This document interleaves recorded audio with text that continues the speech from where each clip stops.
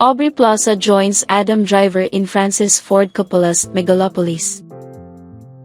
Aubrey Plaza is having quite the year, with several projects recently released or on the way, with another new project added to her slate. Deadline has revealed that Plaza is joining the ensemble cast of Francis Ford Coppola's upcoming feature Megalopolis. Megalopolis is the long-awaited passion project from Coppola, who's brought audiences iconic films throughout his career from The Godfather, Apocalypse Now, and more. Currently, the feature is sitting at an almost $100 million budget and has been in development for several decades. Per Deadline, the logline reads, "The fate of Rome haunts a modern world unable to solve its own social problems in this epic story of political ambition, genius and conflicted love." Additional specifics on the story are being held close to the chest for now. Throughout her career, Plaza has taken on a number of memorable roles, from April Ludgate in Parks and Recreation to starring in films including Ingrid Goes West and other TV shows such as Legion. Currently, Plaza stars in Emily the Criminal and Spin Me Round, which are both out now in theaters. On August 25th, viewers can hear her in the FX animated comedy Little Demon, in which she voices Laura, the mother of the Antichrist. She will also appear in the upcoming second season of HBO's The White Lotus, which is expected to premiere sometime this October. Coppola will direct the feature from his own screenplay, as well as independently finance it. Along with Plaza, the confirmed cast includes Adam Driver, Lawrence Fishburne, Natalie Emmanuel, Forest Whitaker, and Jon Voight. Megalopolis currently has no projected release date, though it is in pre-production with production starting this November. Michelle Yeoh stars in new look at Netflix's School for Good and Evil. Netflix has given fans a first look at Everything Everywhere All at Once star Michelle Yeoh in new fantasy film The School for Good and Evil. Yeoh stars as Professor Emma Anemone in the film, who teaches beautification at the School for Good. Sharing an image of Yeoh in character on Twitter, the Netflix Golden account wrote, "Here is your #Golden first look at Michelle Yeoh as Professor Emma Anemone in the School for Good and Evil, coming to Netflix this October. Because there truly is no one better suited to teach beautification." Based on the best-selling book series by Soman Chainani, the film follows best friends Sophie and Agatha as they find themselves on opposite sides of a modern fairy tale when they're swept away to an enchanted school.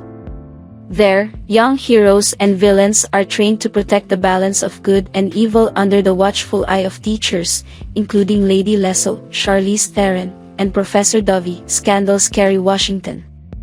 Directed by Ghostbusters Paul Feig, The School for Good and Evil also features Sophia and Caruso as Sophie and Sophia Wiley as Agatha. Lawrence Fishburne, The Matrix, Sir Ben Kingsley, Rachel Bloom and Rob Delaney are also set to star. Yeoh is also set to star in upcoming Netflix drama soap series, The Brother's Son, which has been described as an action-packed, darkly comedic family soap, and will span from Los Angeles to Taiwan. The 8-part series will include an all-Asian cast and all-Asian writers' room, and has also cast Justin Chien, Two Sides, Unfaithful, Sam Song Lee, Better Call Saul, Heidi Kwan, This Is Us, and June Lee, Dated. Yeoh will also be seen in Netflix's The Witcher, Blood Origin and the upcoming Avatar sequels.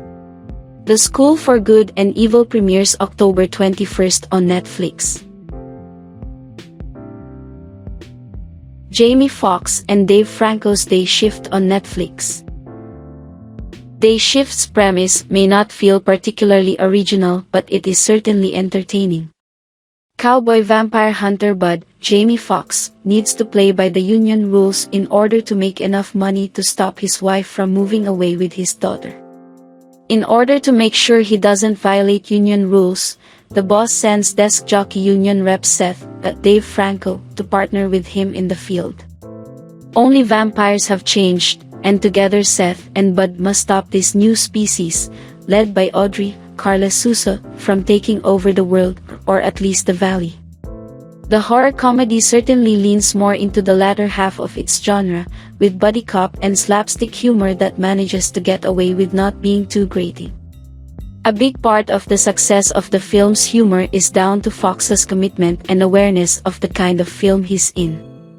He carries most of the film's meat on his shoulders, the emotional beats as well as the humor and action. Watching it, it is hard to imagine another actor balancing each of those things without one of them feeling lacking, but Foxx manages it with an ease that speaks to his acting ability. Chiefly, he never breaks the tonal boundaries of the film. A good example of a failure in something like this is Oscar Isaac's turn as Moon Knight. Isaac, a hugely talented actor, always feels like he's stretching muscles the show can't support. Foxx doesn't make this blunder, which allows the whole thing to feel more seamless in its goofiness. Sure, Day Shift doesn't have the most delicate balance, the humor is the humor and the heart is the heart, and rarely do the twain meet. However, there's enough action and candor to balance out the jokes referencing buttholes. The Sousa does an entertaining, if one note, turn as a vampire queen with the surprise addition of Dark's Oliver Masucci as her henchman. While the first two-thirds move apace, the final third comes to a grinding halt as exposition sucks the air out of the film. Luckily, it doesn't take long to get back on track with a hectic but well-choreographed, if too gun-reliant action scene. Though, as ever, we always would rather watch interesting combat than boring sprays of bullets. However, this is where we get another glimpse of the ever-brilliant Snoop Dogg in full-on, black cowboy vampire hunter mode, and his deadpan stoner vibes are always a welcome treat. It's a chaotic cast to be sure, but somehow they all gel, including Eric Lang as the mullet-wearing union boss with a grudge, Steve Howie as a Eurotrash vampire hunter, and Peter Stormare as a sleazy vampire fang pawn dealer. Some of the gore is cheesy, but it works in that classic B-horror kind of way. Most of the beats are predictable, as are some of the reveals, but it's just enjoyable enough that you don't really mind the ease of not being on the edge of your seat. Day Shift isn't the best vampire horror comedy you'll find. What We Do in the Shadows takes the bloody biscuit there, but it's perfectly watchable, a serviceable, inoffensive vampire romp that you probably won't regret turning on. Hollyoaks reveals full details of special DeMarcus. Hollyoaks has revealed full details on a special single-strand episode for DeMarcus and Felix. The upcoming episode will completely focus on the latest update from DeMarcus in custody, as he awaits trial for the murder of PC Saul Reeves. Viewers know that newcomer Joseph Holmes is actually responsible for stabbing DeMarcus, but he's framed love rival DeMarcus to take the blame. A single-strand episode will have DeMarcus facing some trouble when he tries to help a fellow inmate. Felix is busy working overtime trying to help his son's case on the outside. There is an emotional reunion for father and son in the Youth Offender Center when Felix arrives to deliver DeMarcus' GCSE results in hopes of keeping his son motivated. The meeting ends abruptly, on a sour note, when Felix reacts defensively to his son DeMarcus asking why his dad has waited so long to visit him. DeMarcus stings Felix by reminding him that his father has a long history of running away as soon as things get tough for his family members. Viewers may remember Felix was in and out of DeMarcus's life until his son moved to Hollyoaks. Felix also had strained relationships with sons Mitchell and Toby, as well as late daughter Celeste. This single-strand episode will shine a line on both father and son's trauma as flashbacks reveal pivotal events from childhood that impact the present day. While it looks grim for DeMarcus, their barrister Verity Hutchinson turns up to deliver some crucial information about the case. It's one of those episodes where Hollyoaks strips it all back and brings it back to the characters, the producer said. We have two characters who, when they can't find any other distractions, are forced to sit in front of each other at the table and forced to communicate. It'll be about how we build and find a resolution to that story.